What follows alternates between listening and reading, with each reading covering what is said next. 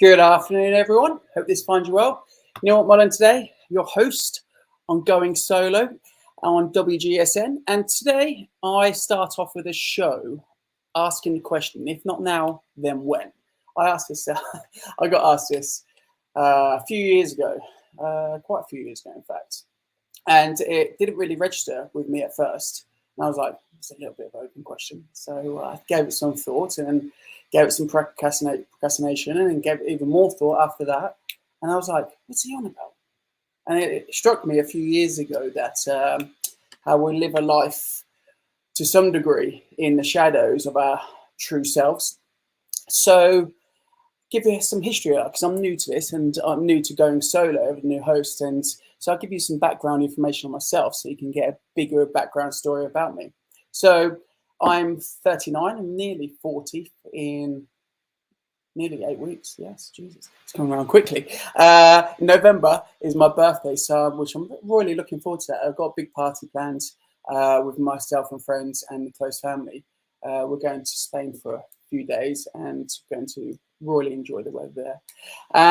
But I was born in Australia, born in Melbourne, 1981. God, that seems a long time ago now, doesn't it? But yeah, I was born there, lived there for 8 or 9 years. Parents then decided it was a great idea to come back to England from where they were from. So they packed my brother and I up. We came back, lived in England for a few years. Then my parents went through a divorce. Well, that parents sounded very strange. Sorry.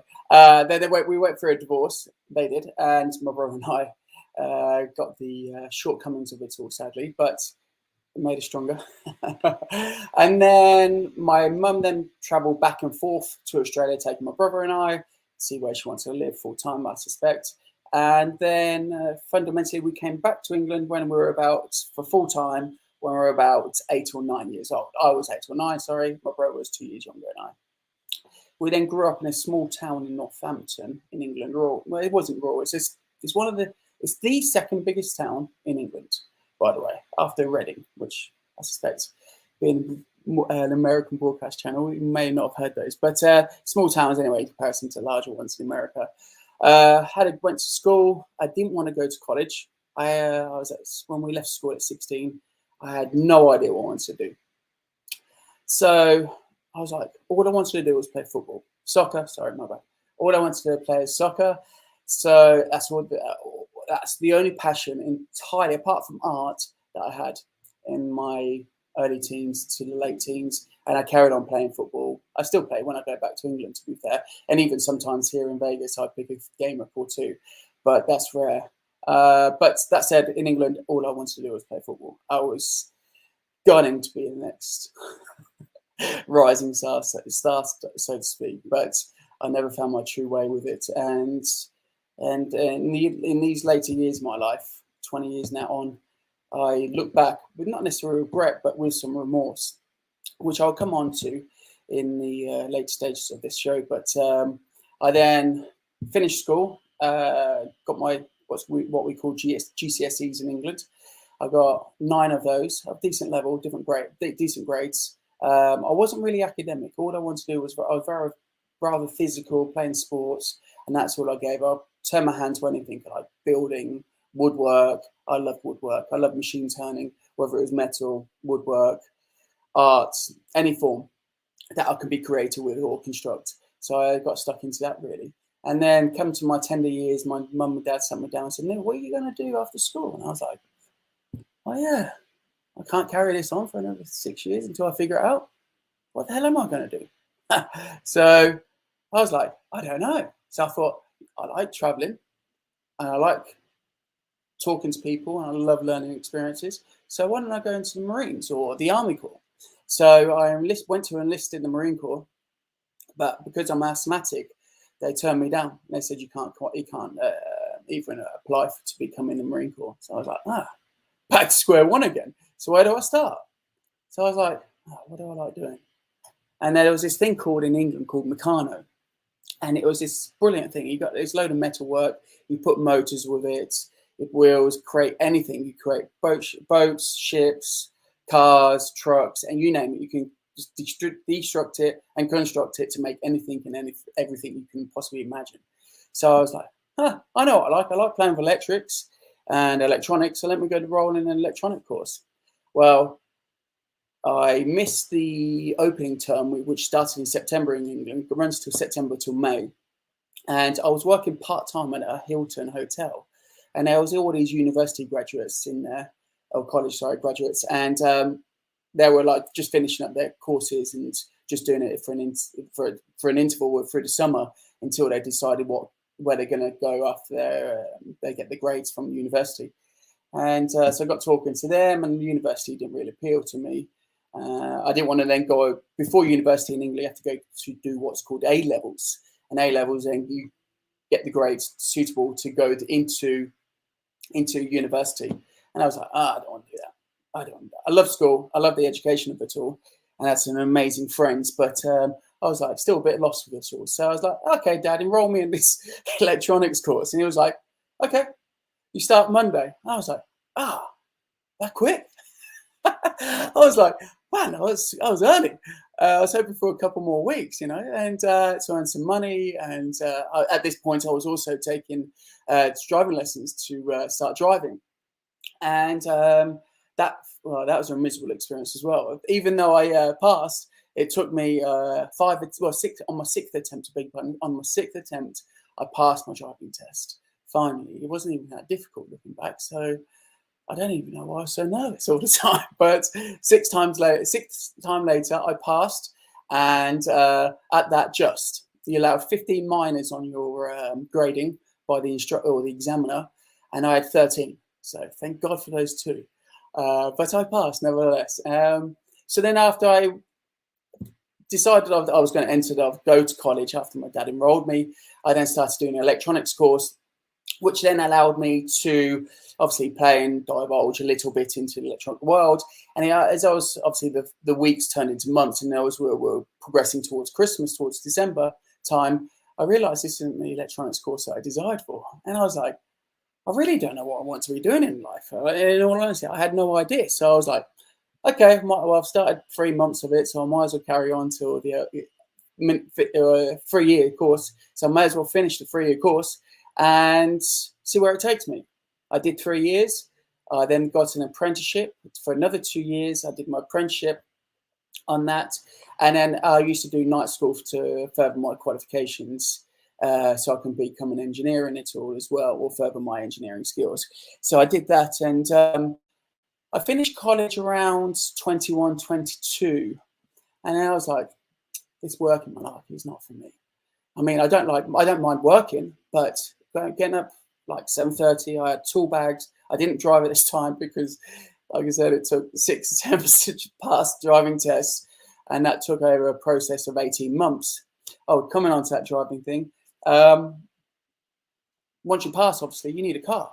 So I brought a second-hand, or probably a fifth-hand car off my stepbrother, and it sat there for 9 months while I attempted to pass my test. So I spent £600, which is roughly about $900, give or take. And this car sat there for 9 months, and I then sold it back to my brother, who I brought it from, for £400, so equivalent of $600. So effectively, I lost £300, beg your pardon, for a car just to sit there for 9 months. That was a bad investment. But that's all I had an end goal with it. Once I started doing my driving test, all I wanted to do was drive. It allowed me the freedom to get out of this small town, which I'll come on to later on again. But so I went through the transition, and of finally passing my driving test, and I started my apprenticeship, and they gave me a van. And then I finished up my college course in my night school, and then I also finished up my apprenticeship with them. And they were a little bit stuck in their ways where they only paid a certain hourly rate. And I was like, I want to earn more money. And because believe it or not, I had a little bit of passion after those 4.5 years of school, going through school. So then I went to work for a large company, a national company, that was based in Northampton still. And they put me on larger jobs that took me all over the country and even into Europe in some occasions. We used to do concessions for Gucci, Prada, and a few others. So I got great experience for that, and huge jobs. And I was pretty lucky to have that experience. But as I said, just before I was past my driving test and before I got a van, I was lugging all my tools on 2 buses to get to the job placement. And I was like, man, I can't do this for years. And as I was going through the years working with different people on sites, we work in hospitals, we work in the commercial sector, we work in the private sector. We did pretty much everything. It was a very good company to work for. But one thing I did start to realize as I was progressing through my 20s and as I came out the back end of my apprenticeship, was like, I took note of those who I was working with. They were very wise and incredibly talented guys that I used to work for, but they shared one thing in common. They were rolling into their later years in life, 40s, 50s, and 60s, and they were still down on their hands and knees collecting scraps of cable. And we're working some hospitals. We're in floor cases. We're literally only 4 feet deep, and we were crawling around on our hands and knees. And I felt terribly sorry for them. I like their 62-year-old guy, 2 guys that I was working with in particular, and I was like, I do not want to be 62 years old and doing this in this position. And not that there's anything wrong with it. I just that I had this burning drive and this burning voice inside me that was like, I need to be doing more. There's more to life than what this is currently and where I want to be going with it. So then I started thinking about my life to some degree. I was dating a girl for a few years at that point. And we then decided a good chat and we bought a first house, and then we refurbished that one quite quickly within a turnaround of 9 months. Then we went to buy another one, which became a larger home. And then we bought 2 dogs, beautiful dogs, St. Bernards, which I really got a soft spot for them dearly. And then we packed up and went traveling to Australia for a few months. And it was a wonderful experience. It gave us time to explore a different country. Even though I was born in Australia, I was too young and too naive to appreciate the beauty of it all, and to have the exposure to meet different people in different walks of life, and just to see a different culture entirely. We also stopped in in Asian countries, in Thailand as well, en route for a good few weeks, and travelled around there as well, which was absolutely stunning. So I came back from Australia and I was like, I don't want to do electrical work anymore. I certainly don't want to work for anyone. So I thought it was a great idea. I said, I'm going to quit my job. And I said, that's it, I'm done. I'll start my own company. So at the tender age of 23, I started my own company, electrical company. And I grew it from there. I had people working for me and so on and so forth. And that transpired into a 10-year career, pretty much, 10 or 11-year career. And it wasn't until I was 33, 34, and I moved to America full-time at 35, when I certainly started asking questions more deeply and more profoundly about myself. I felt as if I've spent so much time working as an electrician through my company. I'd spend easily 12, 16 hours a day working. Some weeks for a good 3 or 4 years, I'd work 2 or 3 days constantly. I'd work in a day, 7 till 7. I'll go back home, eat, change, and then I would go back to work to do night shifts, because we used to work in department stores throughout London and in Manchester and Birmingham in England, where we had to only do the work in the evening or through the night. So then I'll go there for 10 o'clock, do the works until 6, 7 a.m. until we have to be off the shop floor, and then I'll go to my next job. And I'll do that for years, and I absolutely look dreadful. I look back through some of the photos and I look at myself and I think, God, they were hard-earned 10 years. Some of the pictures with bags under my eyes, and I was like, man, I can't continue this. And it wasn't until a recent trip I had to Portugal through accidental means. I was on my way back to London for work and for a business trip, and I caught COVID. And I only found out when I arrived in Lisbon, when I had to take another COVID test. And they said, I checked in from the flights and I was going to stand up, going to the gates, and they said, oh, so you need to go get another COVID test. No problem at all. So I went and got another COVID test to enter England, and they said it came back positive. Within 2 minutes, it came back positive. And I found myself with only the clothes that I was wearing and my laptop. That's all I had, and a small wash bag with a toothbrush and face washing and some deodorants. stuck in Lisbon for 2 weeks solid with nothing else. I had to find accommodation, and I had no means of obviously food or access to food, because I obviously couldn't go out from the accommodation that I was staying in. But one thing that did strike me when I was there is that I questioned so much of who I am and what I've done in life, to the point now where I'm going to share some of that finally with you. I've skipped a lot, but over the course of these next few weeks and coming months, I'll divulge more so we can get a better understanding, and so I can share more of my stories in hope that they may be helpful or more interesting. More importantly, you might enjoy it. And so I'll start with the if not now, then when question. I was in Portugal, and COVID struck me quite badly. I was severely ill. I literally couldn't swallow much at all apart from liquids. I was incredibly sore all over. My abdomen was incredibly painful, throat, head, fever, sickness. I did not want to eat anything, and I'm not too sure how much weight I lost, but I think overall it was around about 15 pounds in a space of 7 days. But thankfully I had someone very dear and close to me to help me out and order me food and check in on me daily to ensure that I was keeping pace with my eating schedule. But on that, I had a lot of sleeping and a lot of time to think, downtime to think, because there was only 3 English channels on this TV in this little apartment that I had to rent, and they were all news. So rather than being bogged down in the world's problems, I instead turned to my own, and started asking myself, as I say, more questions about myself and where I am and where I'm going and what I've done. More importantly, what I have done. And I certainly started realizing that as much as I have done throughout my life and throughout my career, if you wish, as an electrician, and now starting in a mobile app here in America and in Vegas in particular, I started asking, like, I haven't even scratched the surface level of what I want to be accommodating in my life and achieving. More importantly, what I'm wanting to do with the rest of my life.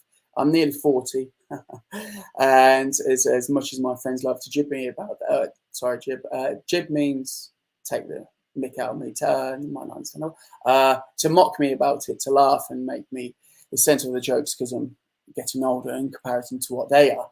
But I started thinking, if I'm halfway through my life and now I haven't even done half the things that I want to be doing, then I need to start picking up the pace and really going to town on what it is that I want to be doing within the remainder of these next 40, potentially 50, 60 years that I look after myself for. And so I started to listen to this book, and if you've never listened to it, it's called The Art of Giving a Fuck.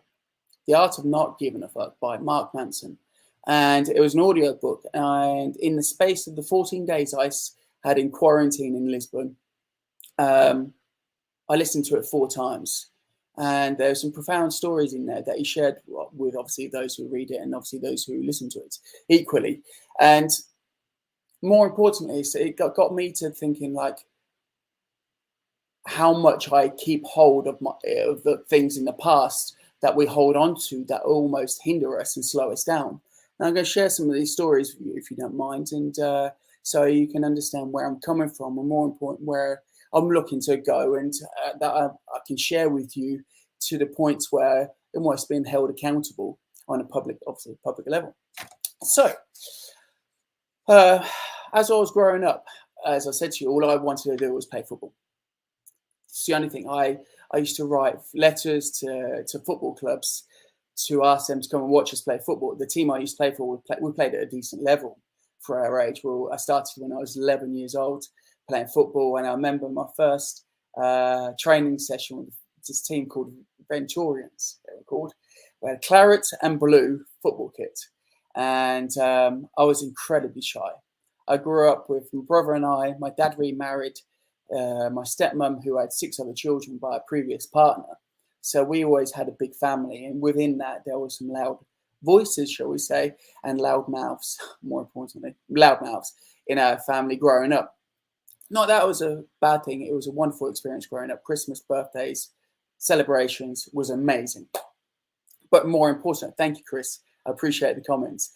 More importantly, though, all I wanted to do was play football. So I wrote to football teams, Manchester United, my teams, West Ham, wrote to them, Liverpool, Chelsea, Arsenal. I wrote to all of them. Come out and watch me play. This is our schedule for the next 9 months of the season. This is where we'll be playing. And I literally scheduled. I even sent out all the addresses for where the clubs, if we were playing away or if we were playing at home, what would the time for kickoff and the specific dates as well for us. I literally packaged it all together and said, guys, please come and watch me. I don't think they did. If they did, clearly wasn't good enough. And to this day, like I said to you, not that I regret it, but it's a failure of my part to recognize where I went wrong. I didn't apply myself enough. B, I didn't want it enough. And maybe that should be number one. I didn't want it bad enough, because if I did, maybe things would have been different. And I'm not in regret at all with it. But I certainly, if I could go back the time, there would be no second guessing about it. I'd be playing my heart out. And I look back when I was younger, in my 20s, and I certainly looked upon my parents to give me guidance and leadership skills in their role, in my role, because what I yearned for, especially as I carried it into my 20s and reflected upon it a lot, was that I looked to my father and to my mother to be taking me out to the football fields and training with me. And some of the friends I used to knock around with didn't live closely enough. The football team I played for is about a 25-minute drive away, so I couldn't necessarily go knock on the lads' door that I used to play with, because they lived too far away from me to even jump on a bike, because my parents wouldn't allow me to ride that far. And then secondly, because we had a big family, it didn't also allow for my parents to accommodate that facility to take me to my friends so I can play football for an hour or two, after school and whatnot. But looking back on it, and even in my 20s, and when I started playing at a decent level, we got paid a little bit, nothing here or there. It was really drinking money, if I'm honest. It was 20 or 30 pounds a game. But I took immense pride in that. And I wanted to do things on another level. I always kept myself fit. But one thing I did miss is I didn't have the commitment to be doing it day in and day out, to give myself the opportunity. And as I start going through these chapters in my life, when I was in Lisbon, like I said, laid up for 2 weeks, and I start peeling back the onions of myself and what I failed in on a personal level, and I start looking at myself and it's like, okay, you wanted to play football, but you didn't apply yourself every day. You didn't go training. You didn't go to go to the football pitch on your own and to practice and do skills and drills and so on and so forth. So I look on that and like, okay, that's a lesson to be learned, number one. Then I go look at my electrical career. Did I want to really be an electrician? No. All that drove me and that kept me in that game for 10 to 11, 12 years was money. And that's as much as it has allowed me to do the things I am doing now. I will give the opportunity. I will take the opportunity again any given day to do something I enjoy more than the money I earn. And maybe that's a little bit easier to say that now as we're older. But if I could look at myself as a 20-year-old and ask the same questions what I know now as if I was 20, I'd certainly be asking that. And certainly I suspect it definitely would have different answers to come into my life and play a major role. Like I said, I started the company up. It was nothing I wanted to do on a large scale. I didn't want to have anything greater than 10 people working for me at a time. The maximum I kept it at was 6 or 8, purely from the fact of I didn't have the heart. I knew that I didn't want to be doing this as a career for the next 20 to 30 years. Purely from the aspects of what I've seen before me, the gentlemen that you guys I used to work with, the guys that I used to own the companies, and I saw their lifestyle. Not that my lifestyle was going to obviously mirror theirs, not at all. But what I mean is what it allows them to do, and it wasn't for me. So then I met a girl in Vegas, and I went into that relationship thinking, oh, this could be the one. And I done the honourable thing and asked her to marry me, and we got married 12 months later. But then what transitioned in that marriage was a volatile relationship, and I moved to America potentially for the wrong reasons, but for me at that time in my life, it was definitely for the right reason, and that was purely love. And I questioned not necessarily the relationship, but who I turned into, because the person that I became within that relationship wasn't the person I am now. And that comes on to the bigger another question, number two, if you wish, is do we allow ourselves to be led? Let me rephrase that. Do we allow our lives to be led by others' opinions, by our fears, or our desires for our life, for our individual desires? And my desire is simple, is to push myself to the maximum possibilities that I can potentially ever do. And I'll come on to the finding of that for me in shortly. But just to go touch back on the marriage situation, I came to America with the intention of great love and a great marriage.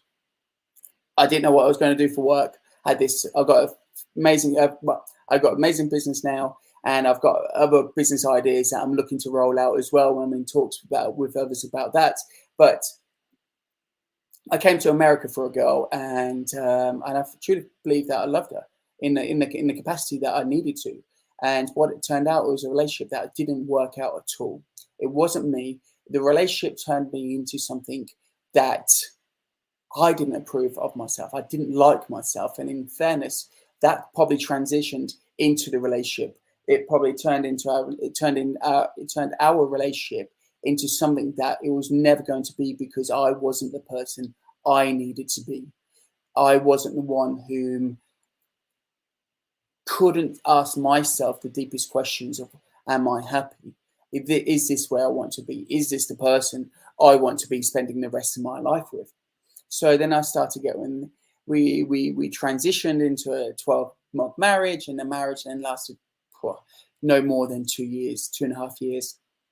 I'm so grateful to say that the marriage ended over 2 years ago now, thankfully.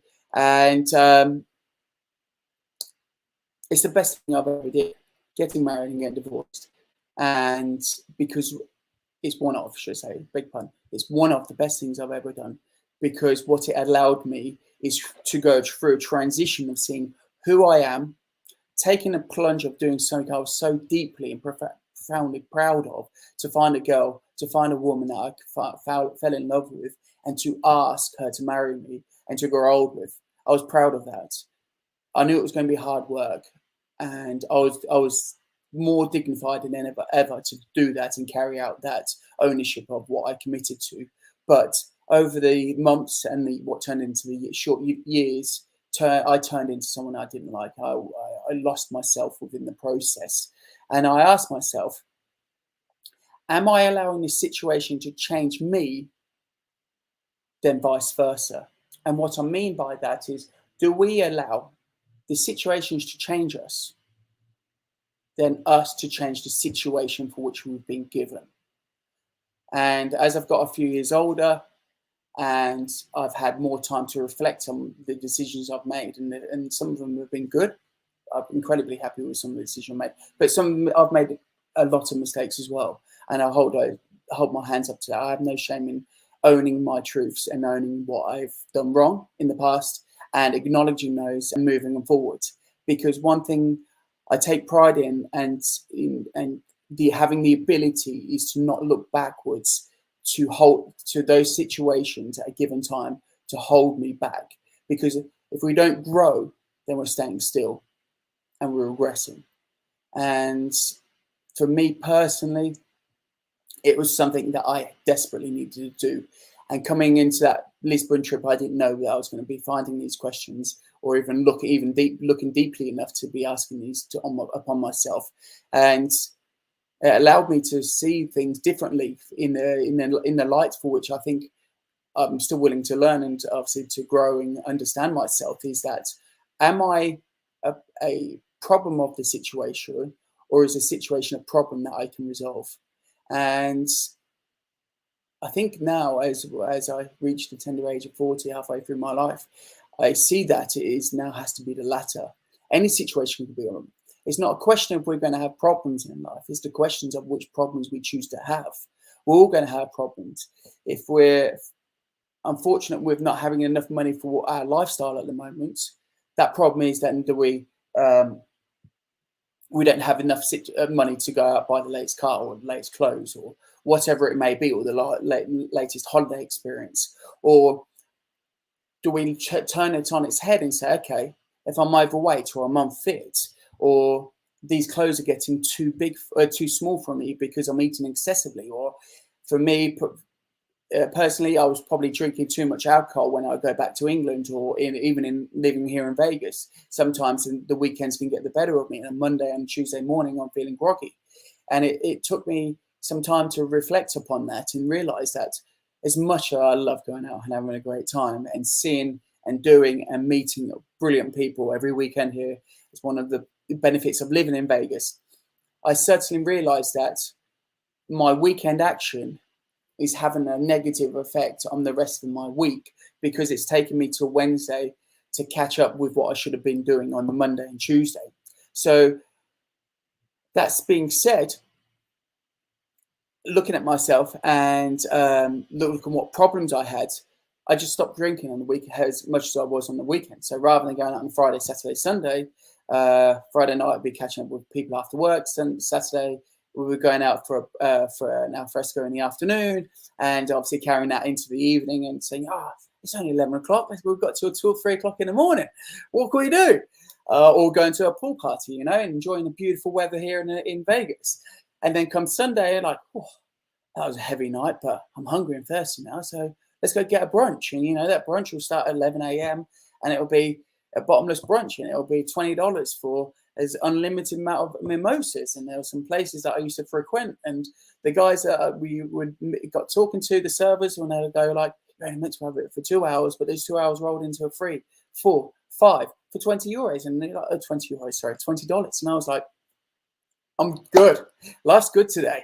And but what happened is I'll come back and crash in the evening on a Sunday, watch a film, crash, probably fall asleep on the couch like a few of us do, and wake up Monday morning groggy and hungover, and Monday and Tuesday. So I nipped that in the bud.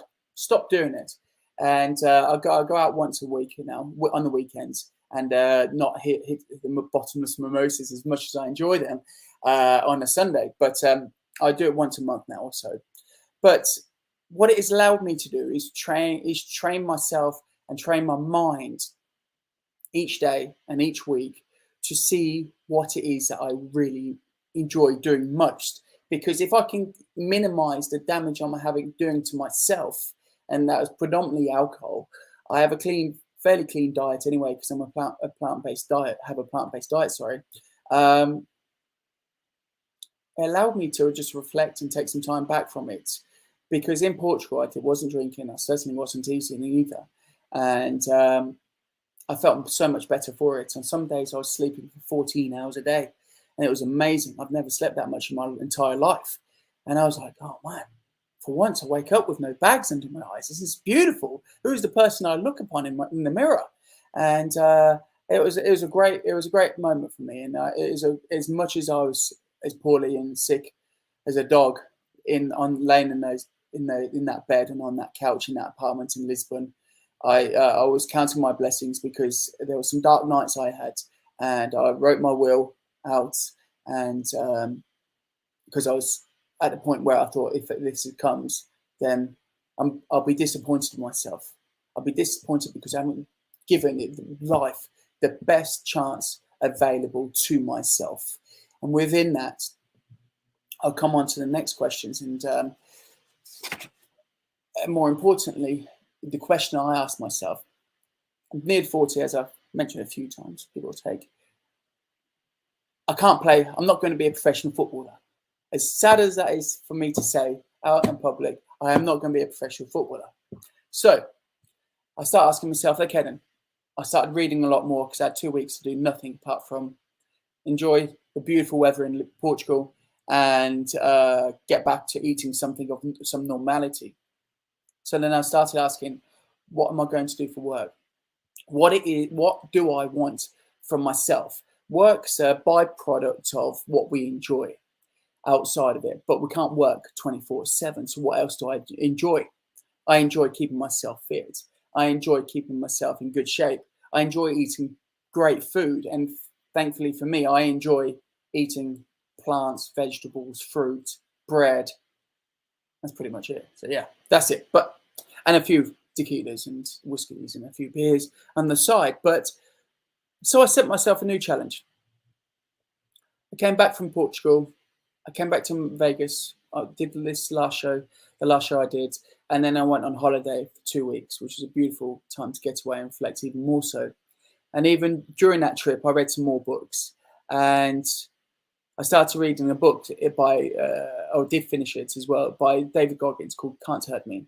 And I read a few others by Mark Manson, great books. And another book by Matthew McConaughey called The Green Light. If you haven't read them, honestly, brilliant reads. You should definitely get them.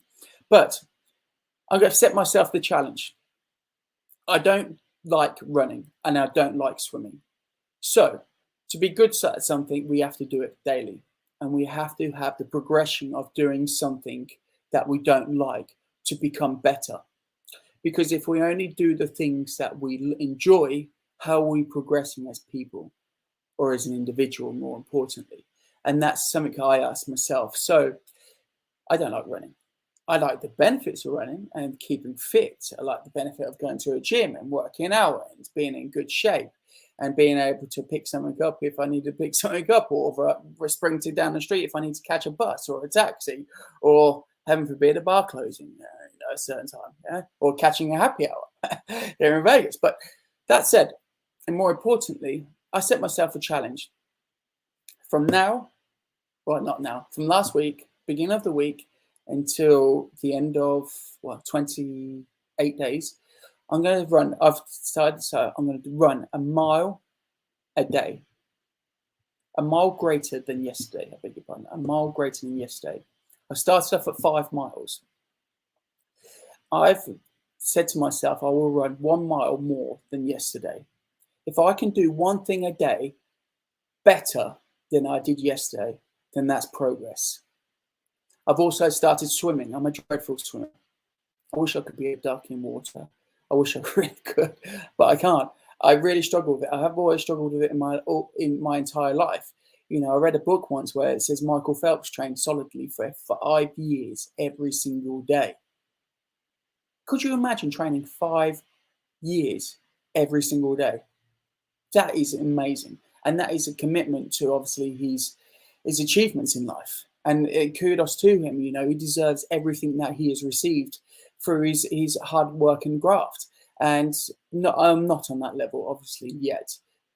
And nor do I wish to be an Olympian. Obviously, I'm going to be too old for one, unless they've got a retirement age where you can go in and be one when you're 60, for example. But I digress some. But for me personally, I've set myself 2 challenges. Swim every day. Doesn't matter. It just has to be more than yesterday. I don't care if it was 1 stroke more than one yesterday or if it's 1 lap. It has to be greater. And then running 1 mile more than yesterday.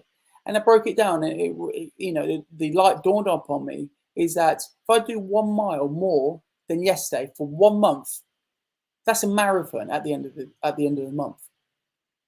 And now, granted, I'm not saying I can do it yet, but I'm going to bloody well give it my best shot and do it every single day. I've only got to run 1 mile. 1 mile may take me, beg your pardon, 8 minutes. I've run an average of 7.5 minute miles. But I get up at 4 a.m. to 4:30 every morning. I eat breakfast, go to the bathroom, put my trainers on, put my shorts on, put my high vis on, put my running belt on, and I just leave the house, and I don't care where I run, even if it's in a loop. Ideally, I don't want to know where I'm running. I'd rather get lost. Then I have no excuses to come back, just do a loop. If I know where I'm going, then I know if I've got the voice in my ear saying, "Oh, you've run 6 miles," and I'm like, "Oh, I don't know where I am." That's enjoyment to me, because I'm having to put myself on the dark side of this to take myself to that next level. And that's what I've set myself with, is to set myself a challenge every single day to do something better than I did yesterday. Because I think I owe it to myself, and we all owe it to ourselves. Are we either going to be a victim of someone else's opinion of something we did yesterday, or are we going to be someone that we choose to be today and someone better to tomorrow? Because I personally have been through a lot. I've done a lot of wrong, but I've also done a lot of good in life. And I going to take great pride in proving to these people that I'm not going to have my future written by them or their opinions, because they don't see who one can be. Or more importantly, I suspect for them, is that they're living in the past, because their opinions are based on what's happened in the past. They're not based presently, because we're talking about partners, because we're not with them in a relationship anymore. That relationship ended, like, for example, 2 years ago or 4 years ago or 6 years ago.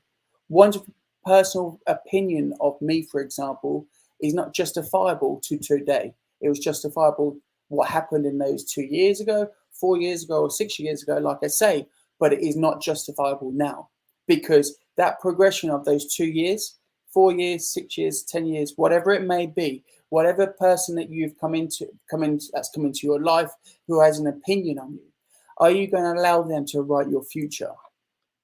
That's the question I asked on my bed when I was laying in Portugal, when I was coughing a lot up, because I was asthmatic, had a lot of phlegm on my chest because of the COVID, catching COVID. But I said no. No one has the right to write anyone else's future. I put the question to some friends back in England. It's a racing challenge. I said, guys, this is what I'm thinking. I'm thinking I'm going to race each one of these races next year. A few these races in questions are 100 miles. There are 100 miles in Canada. There are a few in America. There's one in Mexico, I believe. There's one in Hawaii. I said, I just want to run 100 miles. Do you fancy doing it with me? Anyone? They were like, no. I have no interest. I'd rather sit down with a pack of beer, 6-pack, and enjoy that and watch the football. I was like, fair enough. Even though these are the closest friends I grew up with, and they also play football, they were like, hell no, you're out, you got that mind. I was like, no, it's a challenge. I've got nothing to lose apart from everything to gain. Nothing to lose whatsoever. And they were like, nah, pass. So I asked some friends here in Vegas, and they were like, nah, you're out, you've got that mind. I'm not doing that. I was like, fair enough. And I spoke to a couple of friends about it on the phone, who I didn't message because I knew they wouldn't be interested. And they said, you can't do it. I said, why can't I do it? Tell me one good reason why I cannot run 100 miles in a time frame of 24 hours, or whatever the race limits or parameters are. I said, why can't I run it? They said, I don't think you can. I said, why? What governs you, friend, to say I can't do something? And that might be because of personal situations in the past. Like maybe I played football and I was like train session when I was playing football, beg pardon, or I was like, I'm done with this. I'm done with this game.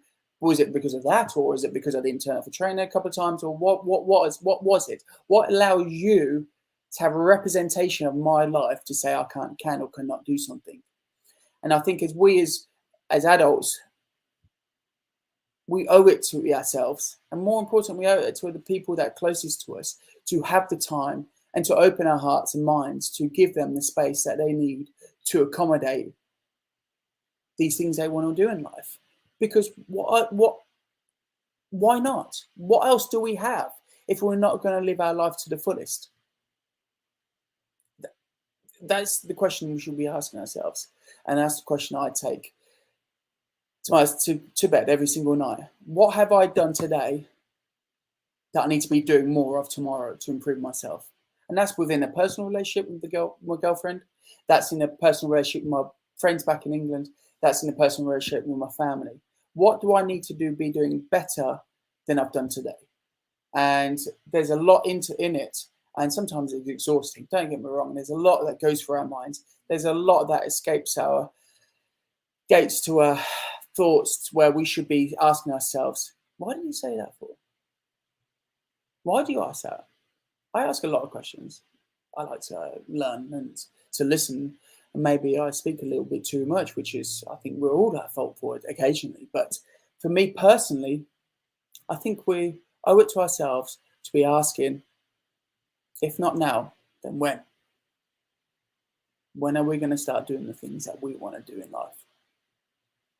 If you need any more helps or tips, come and see me, because I love brainstorming. And if I've got it completely wrong, please leave me feedback as well, because I'm all ears to suggestions and seeing things differently. So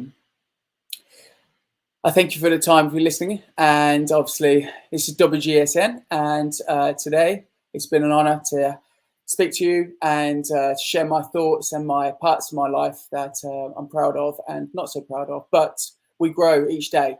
And with that, I'm going to go run a couple of miles. So thank you, guys. Going Bold Wednesdays, men's issues, topics, concerns. Stay tuned for more great shows coming up on the schedule. And until next time, guys, thank you ever so much.